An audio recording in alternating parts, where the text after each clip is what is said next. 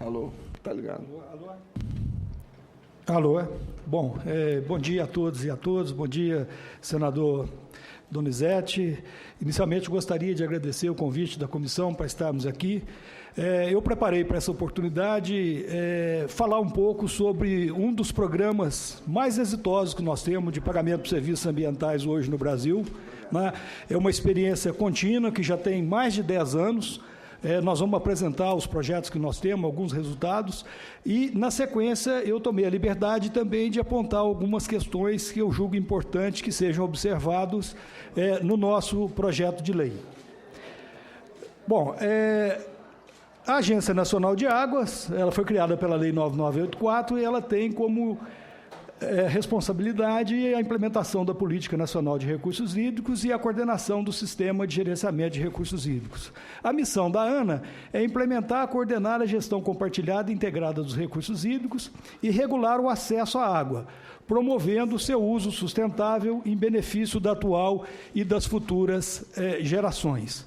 Nesse âmbito, então, a ANA desenvolve a gestão compartilhada das águas, que passa necessariamente pelo conhecimento da disponibilidade, é por isso que nós fazemos planos de bacia, para identificar o que nós temos, identificar adequadamente os diversos usos que nós temos e, através de um grande número de reuniões nos comitês de bacia, estabelecer o marco legal das nossas outorgas, né? Então, é um ponto importante na gestão de recursos hídricos, essa divisão inicial dessa água que nós temos, como que nós vamos, em cada bacia, definir quanta água vai para a indústria, quanta água vai para a irrigação, quanta água vai para o abastecimento humano. Esse é o ponto de partida da nossa gestão.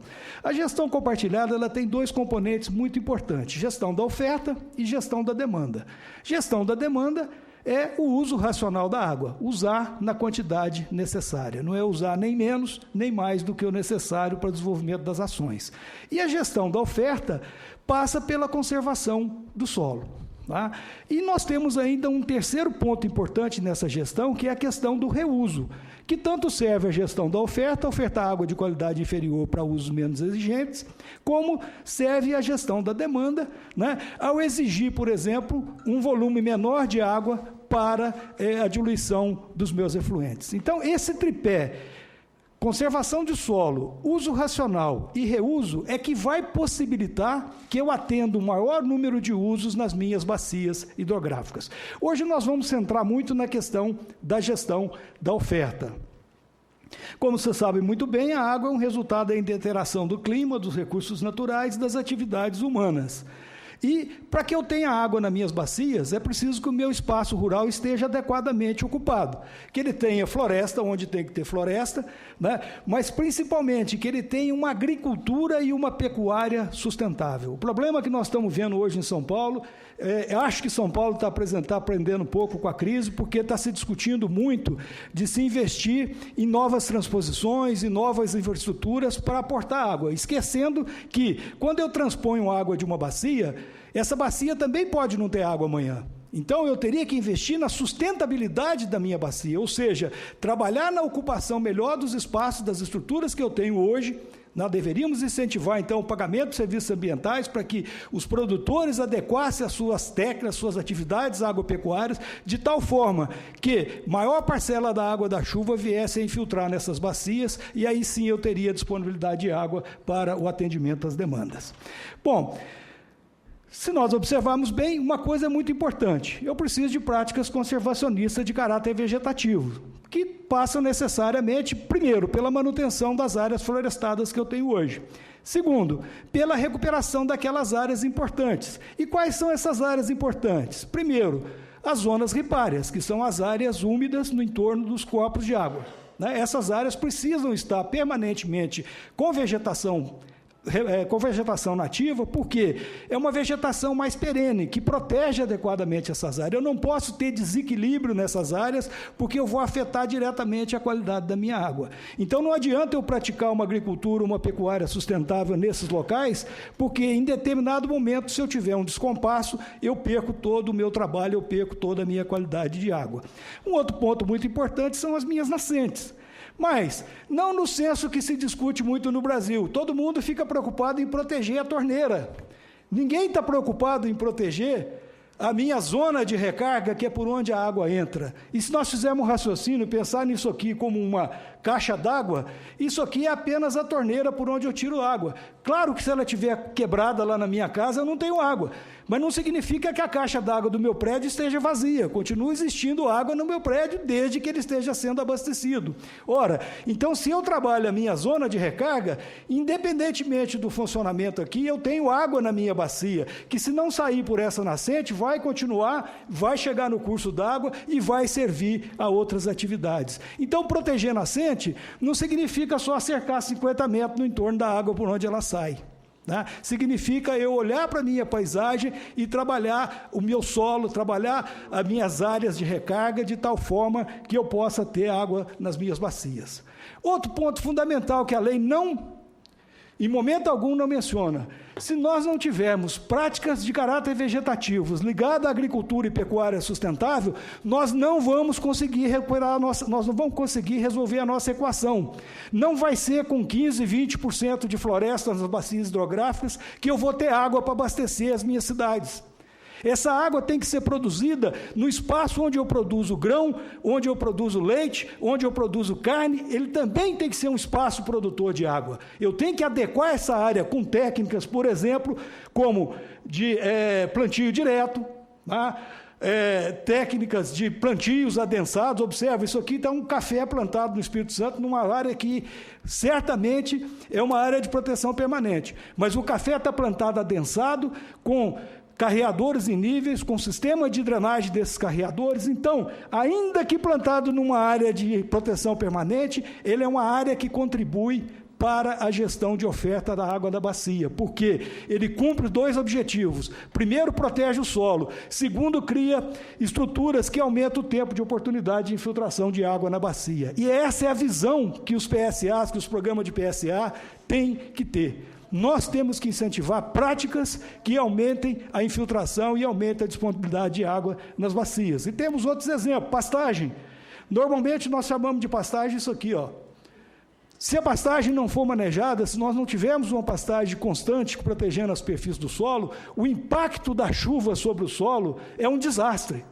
Né? Nós temos 2 problemas: temos erosão e temos perda permanente de água. Então, nós temos que trabalhar no sentido de ter sistemas agro-silvopastoris e outros sistemas que protejam adequadamente a superfície do solo. Então, pagar serviços ambientais para incentivar que o cara saia de uma prática normal para uma prática que gere externalidades, porque a questão do pagamento de serviços ambientais não é a questão de recompor as mazelas que eu criei, é uma questão de gerar externalidades positivas. E o que são externalidades? São decisões individuais que trazem benefícios para as outras pessoas. Eu gosto de dar sempre um exemplo seguinte, senador.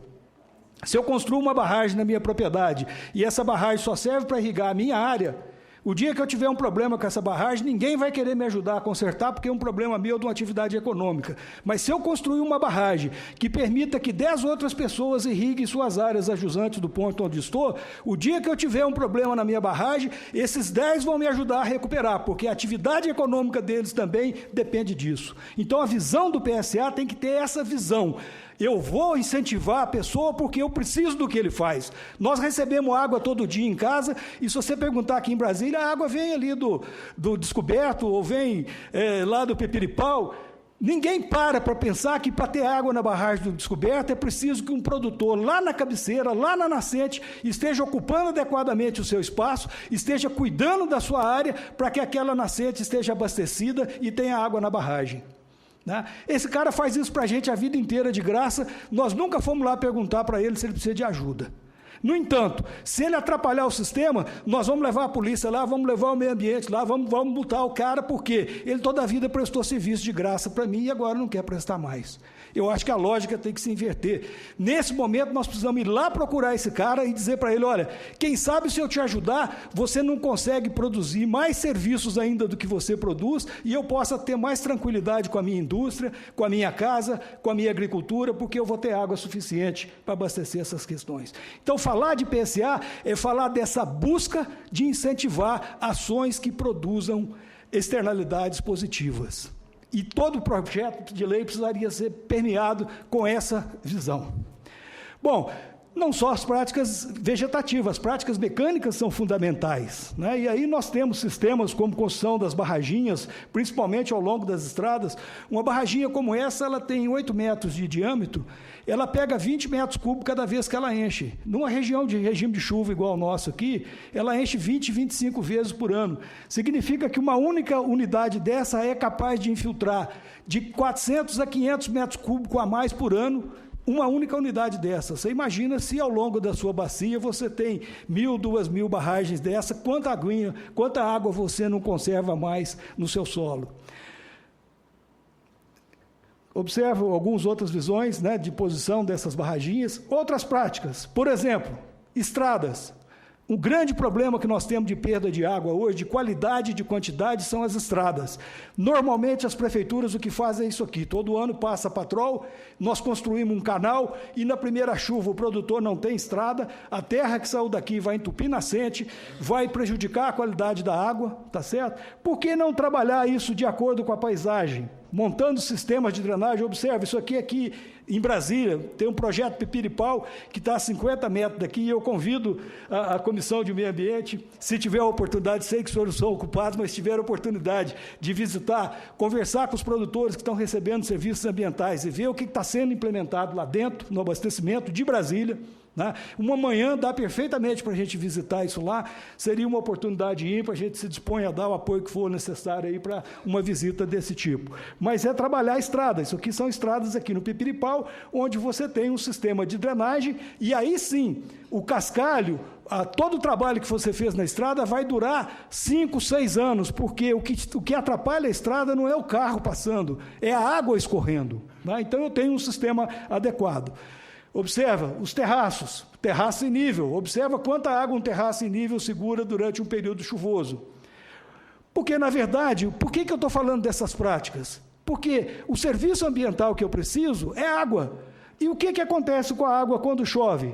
Primeira coisa, ela tem um caminho da infiltração. Quando ela infiltra, ela vai para um fluxo aqui não saturado, ela redistribui, vai para as plantas, ou ela vai para um fluxo saturado, forma as nascentes, né? Observa aqui as nascentes, ou então vai para o subsolo, lençol freático, água subterrânea. Então, a água que passa por esse ciclo azul é a água que eu posso outorgar, porque é a água que está reservada no solo para as atividades agrícolas. O restante da água, para as atividades econômicas, o restante da água, ela escorre rapidamente, vai para os rios e lagos e daí para o oceano. Essa água que passa pelo ciclo vermelho é a água do prejuízo, é a água que causa enchente e causa erosão. O que acontece quando eu aplico essas práticas que nós acabamos de discutir? Eu pego grande parte dessa água que passa no ciclo do prejuízo e jogo para dentro do ciclo azul.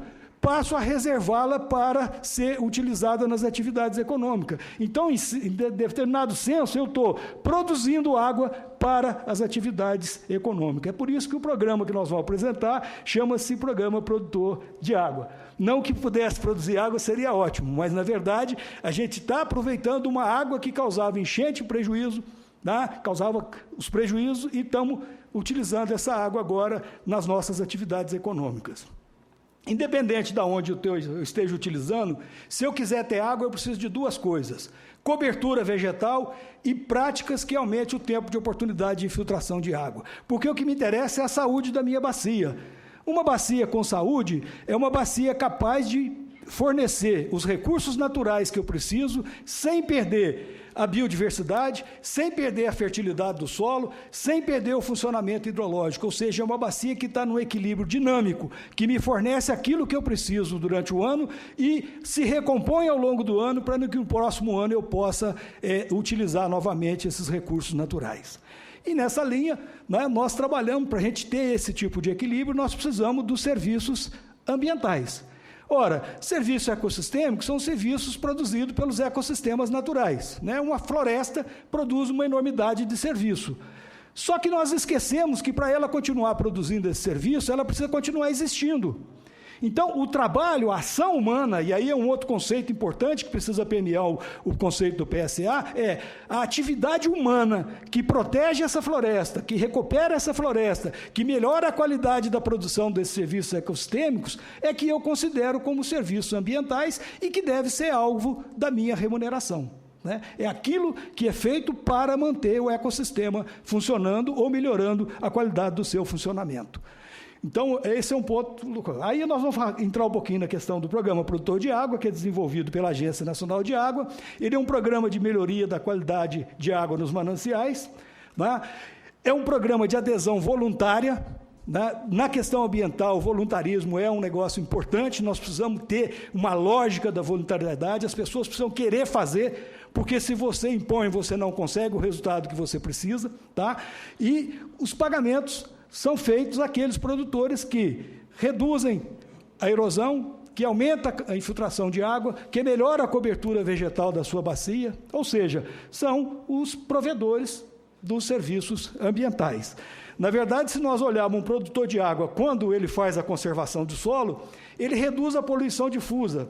Por quê? Porque se ele reduz a erosão, ele reduz a perda de qualidade da água. Né? Então, ele melhora a qualidade da água. Ora, se ele cria estruturas para que a água não escoe rapidamente, ele aumenta o tempo de oportunidade de filtração, então ele aumenta a captação de água dentro da bacia. Ao fazer isso, ele presta um serviço à bacia. E a bacia são quem? Somos nós, usuários. Eu só quero ter água na bacia porque eu tenho usuários. Onde não tem usuários, não adianta.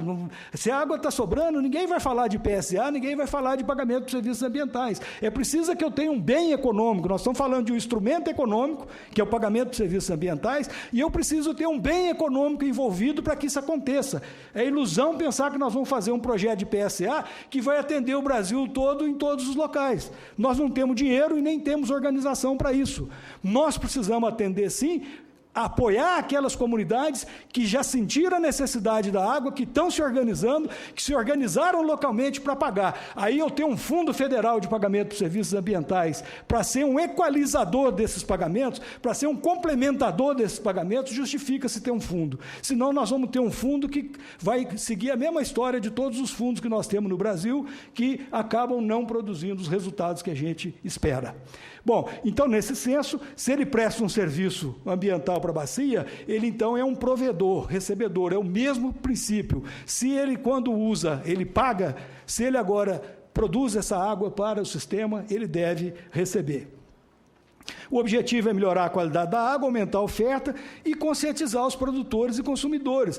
É preciso que a cidade entenda que, para ter água, ele precisa daquele produtor, porque se nós não tivermos essa conexão, nós não vamos ter condição de desenvolver o projeto. E quando ele se conscientiza de que para ter água em casa ele precisa incentivar o produtor, ele está disposto a pagar os serviços ambientais para o produtor. Então, essa lógica tem que ser quebrada, porque a União, o Estado, nunca vai ter dinheiro suficiente para pagar os serviços ambientais.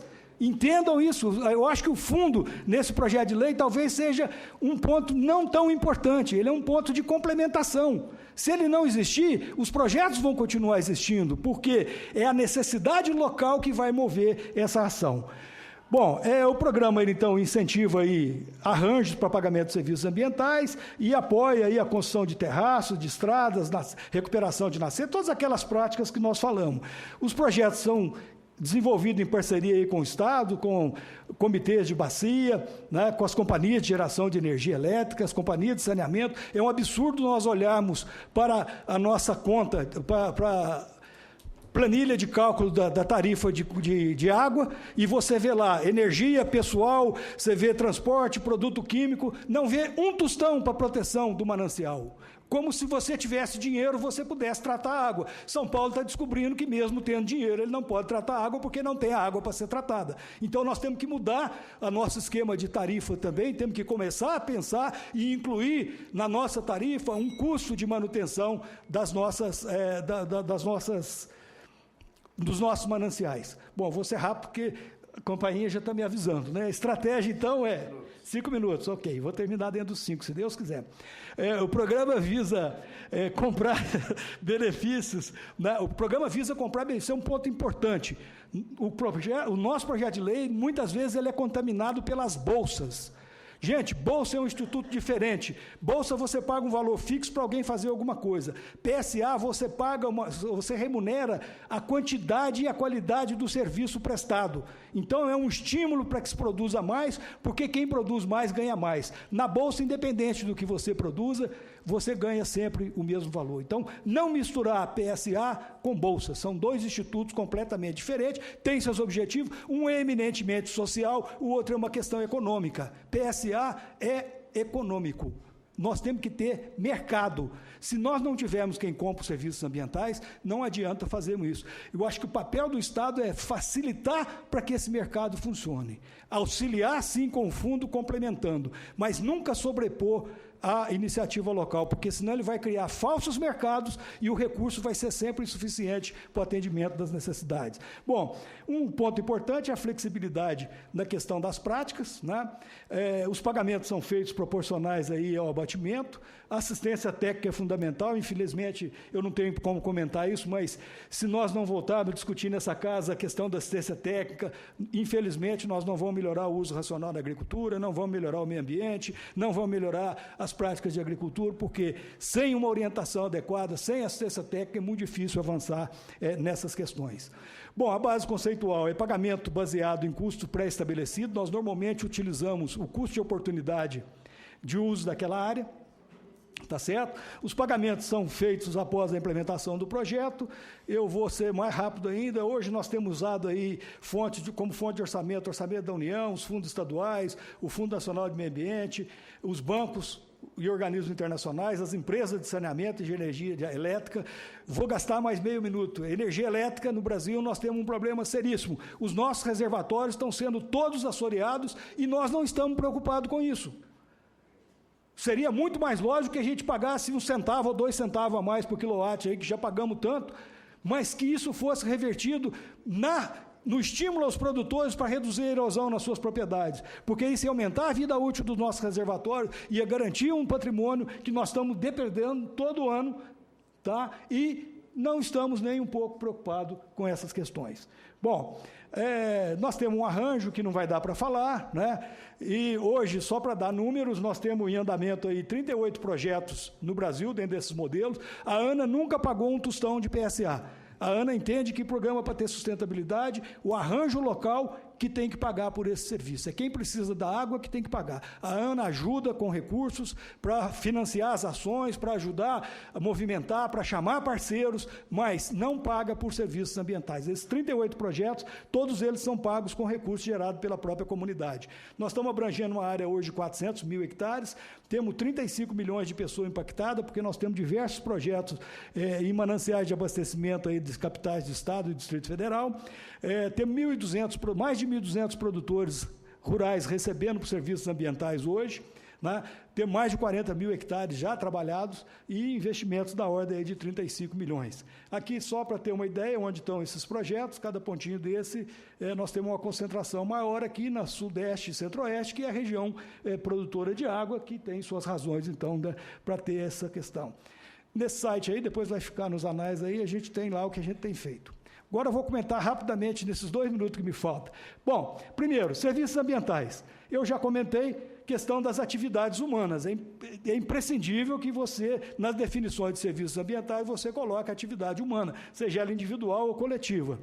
Na questão dos objetivos, eu já vi alguns objetivos, não sei como está hoje, o objetivo é disciplinar o poder público, não é disciplinar. A Política Nacional de Pagamento de Serviços Ambientais, ela tem que ser abrangente, ela tem que disciplinar o papel público, o privado e do terceiro setor. Nós precisamos de todos. O exemplo dos projetos nossos que funcionam são exemplos que nós montamos arranjo. O projeto aqui de Brasília tem 20 parceiros, 20 financiadores.